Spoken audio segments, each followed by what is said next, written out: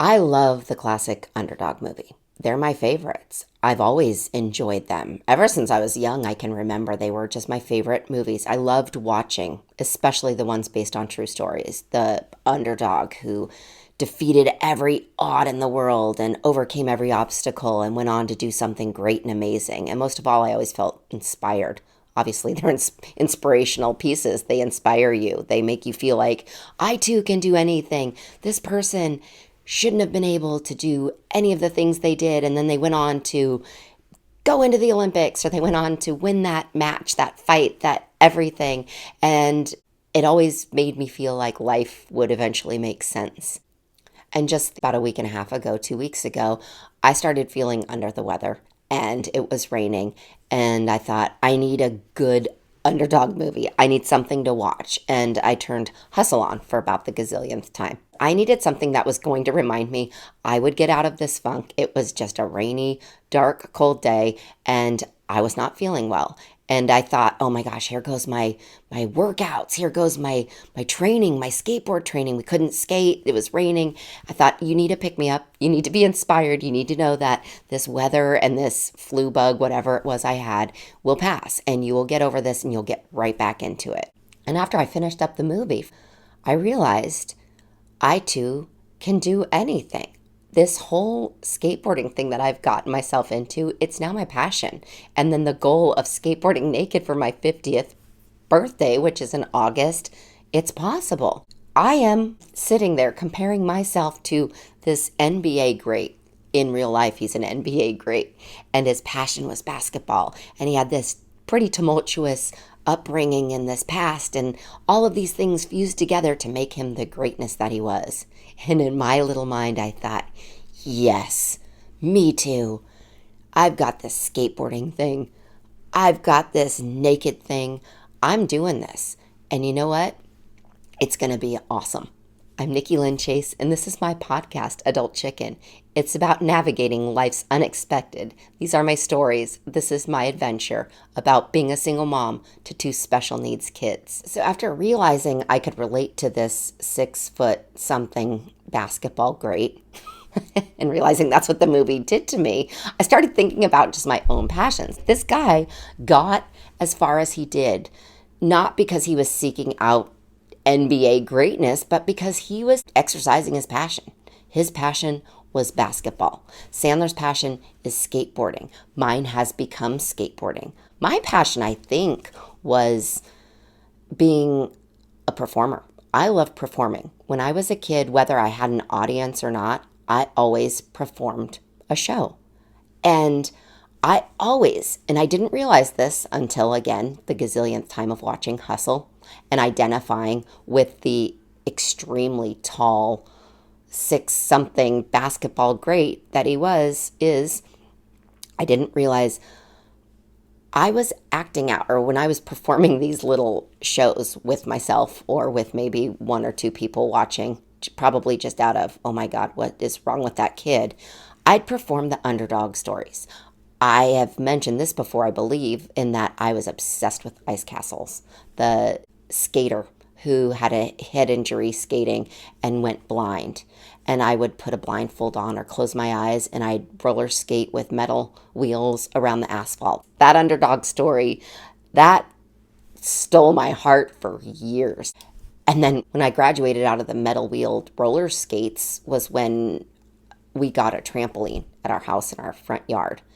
And I would literally every day, usually all day on weekends, after school, I would perform this epic tale of I pretended trampolining was in the Olympics. And I came from this broken home, and I had been an orphan, and I was taken on by this family. And then I might have been trying to figure out my own life and all the shit that went on with my parents. Tried to tell a more glorified Hollywood type story. But then I'd have these fake interviews with the pretend interviewers, and it would be all about my life and how I got to the Olympics as a trampolinist. And I don't remember what year, but trampolining actually made it into the Olympics. But there was a feeling that I could actually do that.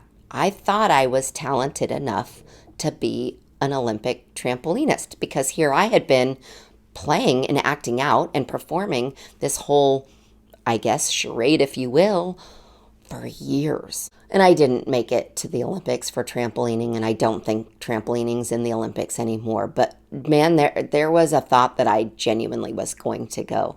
When I was a senior, we went to the East Coast. We'd gone to New York, and we also had gone to Philadelphia. And when we were there, there were the Rocky Steps. And that was the only thing I really, really cared about doing. Well, I wanted to see a couple Broadway shows because of that performer in me in New York, but I really, really wanted to run the Rocky Stairs.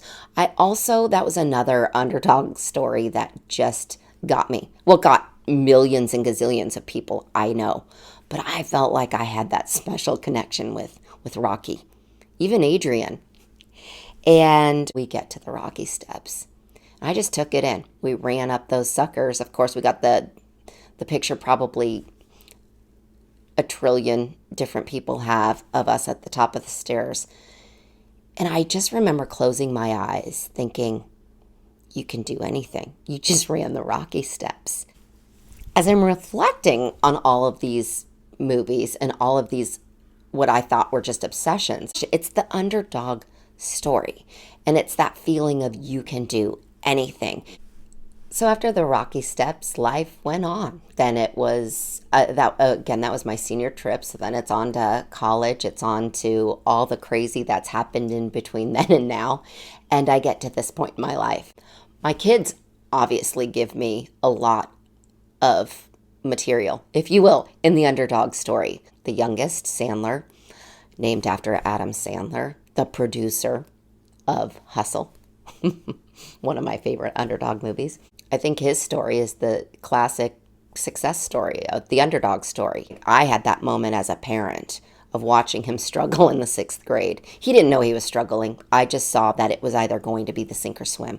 And I've mentioned this before in Alling Life's Obstacles. Got him a skateboard, put him on that skateboard, and it was life-changing. And it's been our life for the last 4 years, I guess now, maybe almost 5. And not so much just the activity, although everything about it has significantly propelled his cognitive, his social, his everything. It is actually done the same for me. I've always been into skateboarding. I think I was more into skateboarders when I was young, but I always perk up when I hear the sound of wheels on cement. And there's just something about it I've gravitated toward my entire life. And then when Sandler got into it, and I saw probably a lot of the draw was the culture of skateboarding. I loved that.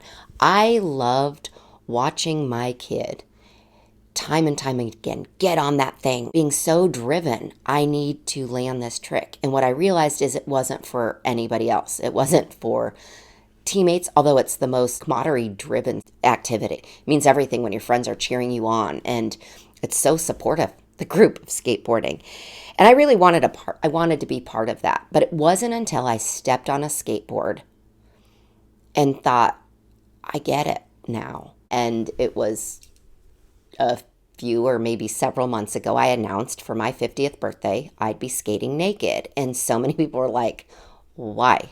Those that knew me well enough, I think, weren't surprised because it was just kind of a Nikki thing to do. I mean, I have always been a performer. Again, whether I have an audience or not, I've always been a performer. I think the naked part might have thrown some people off, but originally it was I was going to skate vert. I wanted to be the girl from Free Fall in video. I might have held on to that for eternity. I might have held on to that since the late 80s, early 90s. But I wasn't going to get there. After I broke my ankle, I knew that was way too much of a lofty goal. I do now still hope to get there, but I picked up skateboarding again after the long recovery of the broken ankle that I did, yes, skateboarding, and made this new goal, which was skating naked. The reason I made that goal and also announced it to the universe is for accountability. If I know that I have committed to something, I'll do it. And I also, if I'm committing to skating naked when I'm 50, I better one, know how to skateboard. Number two, I better be fit. I mean, I need to lift some shit up and I need to get some things tightened and fixed up. And if I've announced that to the universe and it's going to be an expectation, I'm going to honor that and I'm going to put the pressure on myself. And so once I put that pressure on, I thought, you better really learn how to skate. You can't just roll around and not know what you're doing. You need to know what you're doing. And it wasn't until I actually really put myself into skateboarding that I realized, oh God, this is my passion. Tony Hawk can do this, and he's older than you, not by much, but by a little bit. All of the skaters I know are mostly older than me. The guys I skate with are older than me. And I thought, you can do this too. But the one key element I think I'd forgotten is I didn't grow up skateboarding. I grew up hanging out with skateboarders. I grew up snowboarding. But technically, other than sitting on a skateboard and going down a hill, I've never done it. People who know me, I don't think were super surprised, but questioned why I would skateboard and why at this age I'd be picking up skateboarding. And then those who don't know me at all wondered, what the hell is wrong with you? Why would you skateboard? And why in God's name would you do it naked? So I went to my gym and I signed myself up for a few personal training sessions. And when you do that, you have to fill out, what your goals are, what the reasons are. I get this guy and oh, bless his little heart. He reads the goals and I explained to him that I'm going to skate naked. And I'm sure it took everything in his power not to burst out laughing when he first saw me. And I did these first few training sessions and I took pictures of myself. They weren't pretty. I wanted to delete them. They were awful. I weighed myself. It's something else I don't like to do. I don't like to know how much I am, especially after a year of not being able to work out because of the broken ankle. But I started this journey and I started getting really into it. And I started understanding and relating and reflecting to these underdog stories of the commitment. Everything out there wants to take you down. A lot of people want to take you down, tell you can't do this, you can't do that. And the more times I think I got the looks of, what the fuck, why would you skateboard naked? The more I was like, oh, I'll show you. For no other reason. I'm not going to go win naked Olympic skateboarding competitions, but I started getting really competitive with myself. I started telling myself, I can do this. I started training more. I started showing up at the gym more. I can't get enough. That's not true. I don't ever want to go, but the kids remind me and they come with me and they are holding me accountable. I have told them I'm going to do this. The funny thing is when people ask my kids, are you okay with your mommy skating naked? And they're like, yeah. I mean, it's our mom. She's off. Like, she is lived 10 minutes in our lives. That's not the weirdest thing that she's ever planned to do. It's our normal. And I am passionate about it. I'm obsessed. I've gotten so into skateboarding. I've gotten into everything that goes with it, though. A friend of mine gifted me a couple of lessons. And taking lessons is kind of you don't really do that in the skateboarding world. But I took my first lesson and I thought, oh my God, I'm being taught fundamentals. I felt like I understood the psychology, the passion of my son Sandler skateboarding. I thought I understood it, but I didn't because it wasn't me. I was enjoying it. I was watching my kid progress. I was watching everything be propelled by skateboarding. But I didn't realize what it does to your mind. And when I took this lesson and started learning the fundamentals, I wasn't patient. I'm still not patient at all.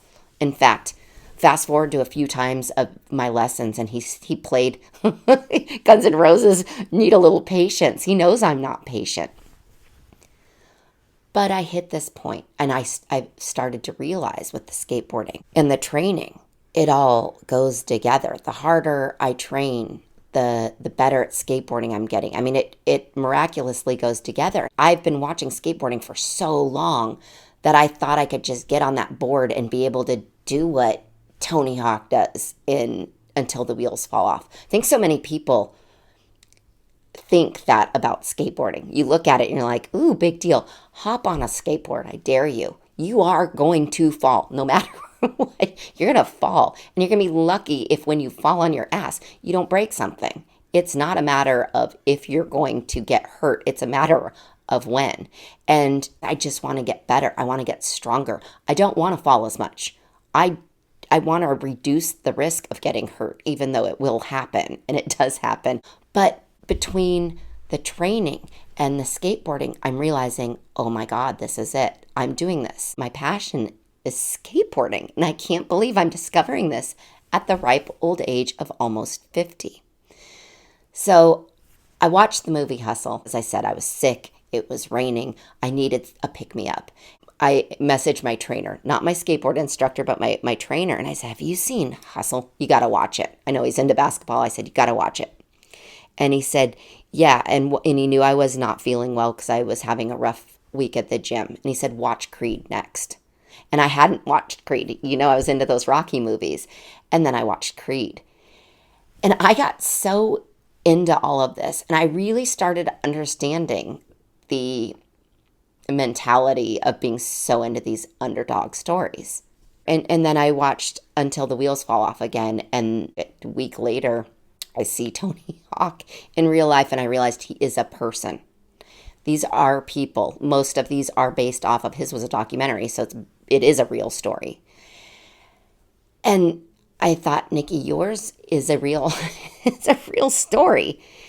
You are the underdog in this story. You are that person. You were that person that you were playing when you were playing the Olympic trampolinist. I've always pulled myself up from the bootstraps and said, oh no, this is going to be great. I've been that eternal optimist that I know often drives people nuts. But I always knew I was going to do something great. And even though skating naked isn't going to change the world, I feel like it's changing my world, and it's doing such great things for me. My kids are seeing me not want to go to the gym. And then they remind me, no, Mommy, you always feel better after you go to the gym. And then I'm going to the gym and I'm doing this workout based on getting stronger for skateboarding. And I thought, that's just all in your legs. It's all in your feet. It's all in this. No, it's not. It starts with your mind, for one. For two, it's your upper body. It's your shoulders. I never knew I had muscles in these body parts that I've been working out. And it's just a whole newfound experience. I've never worked out. I've never lifted weights. I've never done any of that. But I'm at the early stages of osteoporosis, which they say you must lift weights. That's the best thing for you. I even was told skateboarding is kind of good for osteoporosis because of the balance. And there's so much balancing. There's so many things that just go together. And it's interesting having a trainer and then a skateboard instructor. And then, of course, I have a therapist. Y'all know that I have a therapist. It all goes together. It's like a dance, which I'm incorporating into my skateboarding. And so what this has done for me, what my passion has done for me, is it's helped me establish goals. I want to work towards something, which goes with each and every underdog movie I ever saw. I didn't realize that. I wanted to win things when I played tennis. I wanted to win, of course. But now it's a competition with myself. Again, I'm not going to a competition. I'm not going to a contest of some sort. I'm in competition with myself, and this is my passion, and I'm living it, and it's the coolest fucking thing I've ever done. And my first goal is Adult Chicken turns 1 in a couple weeks. And I ordered myself a dress because I thought, you've done this for a year. You deserve something. Like, that's my treat to myself. And I ordered a ridiculously expensive dress that I have no business having purchased. But I did. I bought it. I thought, you better look amazing in that thing because that's the most expensive dress you've ever had. That's the first goal. And then the second goal is in August 16th, when I'll be skating naked. So I keep making these goals with my trainer and also with the skateboard instructor, also with my therapist. See how these things go together? And they seemingly do. They all mesh because it's me. I'm the I'm the vessel that's carrying these goals around. And then as I'm on a run with my trainer, he says, I really think you can do a half marathon. I think you should think about doing it. And I thought, no, that's what I was training for one when I broke my ankle. I had all these things going on, and I thought, no, I don't want to do that. No. I thought, why not? Why wouldn't you do that? You need to set a goal so you don't get to your birthday at 50 and say, F it. You've seen the pictures. You know that you have the fluctuation problems. You're at that your middle age. Things are going to happen. If you don't continue having goals, where are you going to get? And so I set the goal to run a half marathon in November. And I never have felt more excited just about the new journey of just piecing all of the elements together, the psychological, the fitness, the education it's giving my kids of you work hard to get something, you achieve it, and then it makes you feel so good. And so I'm seeing the results of the hard work and this transformation. I'm feeling it. I'm feeling it in not only physically, but I'm feeling it in my head, in my heart. I'm feeling the piece of passion I think I didn't know I had the capacity to have. I thought my passion was raising my kids. I don't think that's my passion. That was my unexpected adventure I didn't realize was going to be anything like it is. And it's a great adventure. But this whole passion, it's sort of a result of this life as my kid's parent. I had to figure out what I was going to do in a positive way. I think I could have gone one of two ways. I think I could have ended up on every drug in the world and also in the fetal position of a corner of a room somewhere. I think it could have ended like that. I think it absolutely could have ended like that. And I think I'm finally able to give myself the props that I want to say I deserve because I didn't take that route, which would have been the easier choice. Instead, I chose, okay, let me make sure I've dialed in their needs, their health, their happiness. And then the next step is to make yourself healthy and happy. And that is this next journey, this whole skate naked journey, which might just sound absolutely crazy. It is absolutely crazy. It's been the best thing I ever came up with because of the accountability factor. It's going to hold me accountable. I'm not allowed to cheat anymore, and I'm going to do this. And I'm so grateful to all those underdog stories. I'm so grateful for Hustle. I'm grateful for Rocky. I'm grateful for Ice Castles, and I'm really grateful for Until the Wheels Fall Off. And all of those underdog stories have been inspirational, motivating, and just constantly been in the back of my mind telling me, you can do this. You too can skateboard naked when you're 50, even though you've never skated in your whole entire life and you don't particularly like being naked anywhere.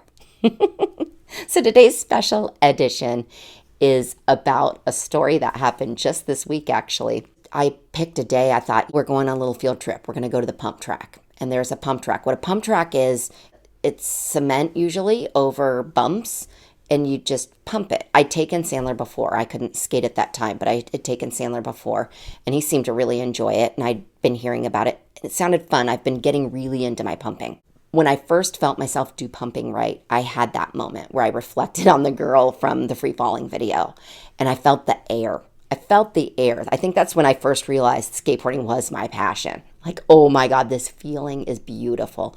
I felt the wind, if you will, behind me. And so I wanted to go to a pump track because I've been trying to get better and better at pumping.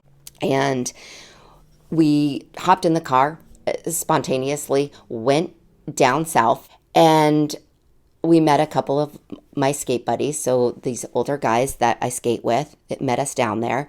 And I watched them go around, and they're kind of kids everywhere. I first get down there, I thought, oh, shoot, they're doing it. And Sandler goes and races one of our buddies, and I'm thinking, I don't really know how to do this. And it's kind of intimidating because people are going fast. The better you pump, the faster you go, and that's the idea of this pump track.